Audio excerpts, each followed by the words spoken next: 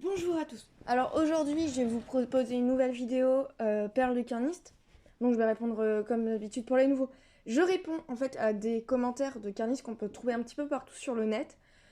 Donc je propose des réponses ici pour ceux qui auraient besoin de réponses et qui ne sauraient pas trop comment répondre à ce genre de choses ou qu'on en a juste marre et tout. Oui, mais je propose aussi simplement aux gens qui pensent ce genre de choses des réponses, des choses qui peuvent les aider à réfléchir, à avoir une autre réflexion sur la question. Je vous lance la vidéo tout de suite.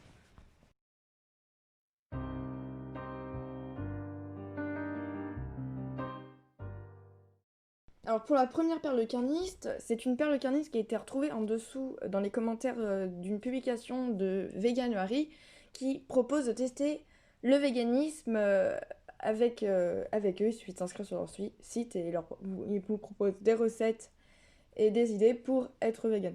Voilà. Ben oui, pas mal pour être au plus mal en carence des besoins du corps. Ben en fait, je sais pas pourquoi les gens parlent constamment de carences et tout quand on a un régime végétalien. Quand on a des carences, c'est simplement c'est de la malnutrition, c'est qu'on sait pas se nourrir correctement. Ou alors on a des vrais problèmes de santé, mais allez, c'est 5% de la population. Le régime en soi, le régime végétalien, ne pose aucun problème d'alimentation, on n'a pas de carence normalement. Je vais vous lire un extrait de la Fondation britannique pour la nutrition.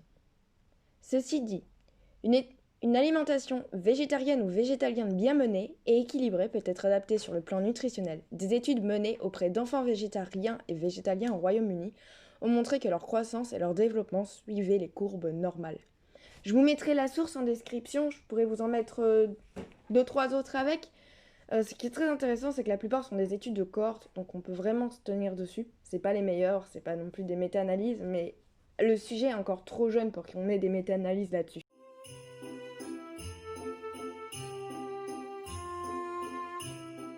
Bah, si qu'il y a des vitamines dans le sendou, la vitamine A, E et B6. Elles sont dures à obtenir quand on est vegan. La femme végane doit être tellement maigre et carencée qu'un peu de sendou ne peut pas lui faire de mal. En fait, la vitamine B6, on la retrouve dans quasiment tous les aliments, sauf dans les pois chiches, les pommes de terre, les graines de tournesol et les bananes qui en contiennent que très peu. Au niveau de la vitamine E, c'est pas très compliqué. Il faut consommer des matières grasses sans excès pour couvrir tous ses besoins. Petits conseils comme ça, une tartine le matin, une poignée de noix, quelques graines, une vinaigrette dans la salade. Et c'est bon en fait. T'as tellement de possibilités suivant les saisons. Genre, c'est compliqué, hein. Faut le chercher pour avoir la carence. Bon, alors là, pour la vitamine A, c'est pas bien compliqué. Les carottes, c'est un très bon exemple. Une bonne source. Il faudrait qu'elle soit crue, en cuite ou en jus, tout va bien. Les abricots, les potirons, les courgettes, les patates douces, les melons. Alors en règle générale, c'est pas bien compliqué, hein. C'est légumes oranges, fruits oranges et légumes verts, légumes colorés. On a aussi en légumes verts, on a les épinards par exemple, qui sont des très très bons trucs, des aliments en vitamine A. C'est vraiment pas compliqué. On en trouve vraiment partout.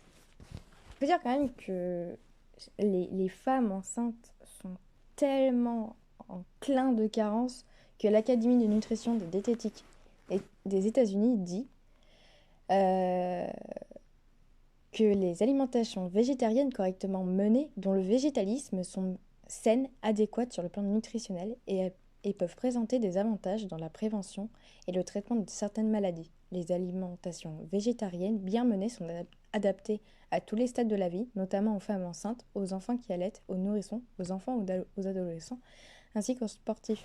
Je vous mettrai les liens en commentaire, et je me semble que je l'ai déjà lu auparavant. Mais voilà, c'est quelques bases, hein. Faudrait pas aller à l'encontre des études de cohorte qui sont mieux que des petits témoignages de personnes dont on ne connaît rien, sachant qu'un témoignage ne vaut pas grand-chose sur l'échelle de la preuve scientifique.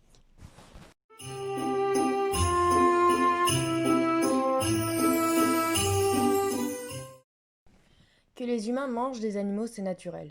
Ça l'a toujours été. Comme dans la nature, quand le lion va tuer une antilope pour la manger. Ce que je ne trouve pas normal, c'est la manière dont on tue les animaux dans certains abattoirs. Ou encore la chasse à courre, où c'est un jeu cruel de courir après un animal pendant des heures pour le fatiguer et ensuite le tuer à arme blanche. Manger de la viande, je ne suis pas contre. J'en mange tous les jours, mais aussi il faut que l'animal soit bien traité et tué dans de bonnes conditions. Elle dit que les humains mangent les animaux et que c'est naturel. Mais si on retrace en histoire, à part dans les grottes préhistoriques où il y avait des petits dessins de chasse, ben, l'être humain, il a surtout mangé de la charogne. Enfin, c'est plus ça qu'il mange. Et même actuellement, je suis désolée, mais la viande, c'est pas nous qui la tuons, donc c'est des charognes. C'est être un charognard. Ensuite, ben, c'est pas parce que l'humain a toujours fait quelque chose qu'on doit continuer à le faire. Genre, l'humain a toujours violé. Est-ce que c'est une bonne raison pour continuer à le faire? J'en doute. Ensuite, l'argument du bah, le lion, il tue l'antilope pour manger. Non, ça marche pas vraiment. Enfin, faut savoir que le lion, il a qu'une seule chose pour survivre, c'est de devoir manger de la viande. Lorsque le lion va tuer l'antilope dans la nature, il va pas s'amuser à tuer l'antilope la plus puissante, la plus voilà. Il va attaquer souvent les animaux malades ou les animaux faibles. Ce qui fait que le lion a un rôle écologique ici, c'est parce qu'il va aller manger les animaux qui vont du coup ne pas se reproduire et ce sont les plus faibles. Donc ça va permettre à l'espèce de se reproduire entre les individus les plus forts. Et du coup, leur permettre de mieux résister et que lui, l'être humain, bah, déjà, il n'a pas besoin de manger de la viande. Donc l'argument ne marche pas trop si on se compare à un animal qui a besoin de manger de la viande. Ensuite, dans l'élevage, alors on va bien créer une évolution de l'espèce, c'est-à-dire qu'elle va se modifier. Le problème, c'est que c'est une évolution négative. C'est pas une évolution qui va permettre à l'espèce de continuer à vivre et à être plus forte dans leur milieu. Bah, déjà, par exemple, parce que on a niqué leur système immunitaire, il est très très très faible. Un truc tout con, hein, le Covid, on le retrouve dans les élevages parce que les animaux sont entassés et qu'ils le chopent tous. Si on regarde les visons, ils ont été tués en masse parce qu'il y avait le Covid. C'est un des trucs un petit peu con. Mais après, en plus, c'est des espèces qui deviennent hybrides, donc ils peuvent pas forcément se reproduire. Ce qui est pas hyper cool, en fait, pour une espèce, vu que le but, c'est de se reproduire et de continuer à vivre, de pérenniser leur espèce. Du coup, ça marche pas de ouf. C'est des animaux à qui on a complètement changé l'alimentation. Les vaches qui, à la base, mangent de l'herbe, maintenant mangent des céréales. Ils ont même essayé de leur faire manger de la viande, ça fait la vache folle. Donc voilà, faut savoir que le lion, quand il mange l'antilope, a un rôle écologique, alors que l'homme défonce l'écologie. Alors ici, elle dit qu'elle est pas trop d'accord de la façon dont les animaux sont tués dans certains abattoirs. Faut savoir que dans certains abattoirs, et même dans tous, il y a plusieurs méthodes qui sont légales pour tuer les animaux. L'asphyxie, la noyade, dans de l'eau bouillante ou non d'ailleurs, le brûler vif, mais c'est plus utilisé pour éliminer les poussins, ça. Les petits coqs. Après, on a d'autres façons comme électrocuter, saigner, gazer. En fait, il y a plein de possibilités pour tuer les animaux. Et dire que certaines sont moins acceptables que d'autres, c'est pas dingue parce que dans tous les cas, l'idée c'est quand même de tuer l'animal, alors que ce n'est pas une nécessité. Après là, cette personne dit que la chasse à course, c'est pas cool du tout. Fatiguer l'animal, le tuer à l'arme blanche, tout ça, elle dit que c'est nul et tout. Mais si on y réfléchit bien, pendant l'élevage, on fatigue l'animal, et à l'abattoir, on le tue à l'arme blanche. Sauf que dans un cas, c'est un jeu, mais qui reste un plaisir, et dans l'autre, c'est peut-être pas un jeu, mais ça reste un plaisir dans tous les cas. Donc franchement, à faire peser la balance, c'est pas ouf dans les deux cas, hein. Et là, revient dessus. Manger de la viande, je suis pas contre, j'en mange tous les jours. Mais il faut que l'animal soit bien traité et tué dans de bonnes conditions. Est-ce qu'il y a une bonne façon de tuer un animal qui ne veut pas mourir? Moi, je crois pas. Bien traité et tuer, ça va pas non plus ensemble. Est-ce que je peux bien traiter un enfant si j'ai l'intention de le tuer? Est-ce que tuer quelqu'un, c'est bien le traiter? Alors dans un cas extrême où l'animal souffrirait trop et que la mort serait la meilleure solution pour éviter sa souffrance, ok. Mais c'est pas le cas des animaux que les gens mangent. C'est pas le cas des animaux qui finissent en viande, en lait, en œufs ou en miel. Ces animaux-là, ils souffrent pas au point de devoir crever pour produire des produits animaux. Non, ces animaux-là, à la base, ils souffraient pas. Ces animaux-là, on les a fait souffrir pour qu'ils produisent ces produits-là. Et certains vont dire, bah non, ils souffrent pas, parce que ils ont pas de marque sur le corps, on les frappe pas.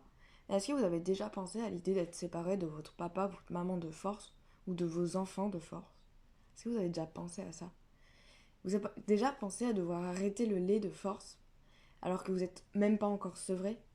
Vous avez déjà pensé à devoir aller téter la maman qui est coincée entre des barreaux et qui peut à peine se retourner?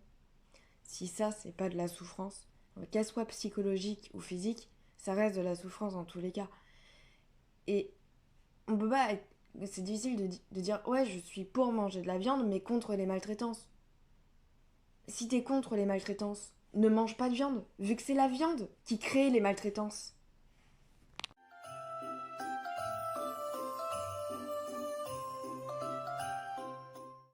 Voilà, sur ce, la vidéo est terminée. Alors je suis désolée de l'avoir sortie dimanche, mais j'avais 2 parties de fête, il me restait une partie à faire. Donc j'ai préféré m'appliquer et la finir aujourd'hui, plutôt que vous lâcher un truc un petit peu à la con, comme j'ai déjà fait récemment, et j'aime pas trop en fait. Je suis pas fan, ça me répugne un peu ce que j'ai fait, mais je voulais vous sortir ça bien propre là aujourd'hui, donc je suis désolée. Je vous laisse me donner en commentaire vos perles préférées, si vous avez aimé la vidéo, si vous avez des éléments de réponse à apporter aussi, ça peut être très intéressant. On peut en débattre en commentaire. Je vous laisse mon Instagram, donc quelques sources que je vais vous donner, elles seront en description. Si j'oublie, merci de me le dire. Sur ce, bonne journée.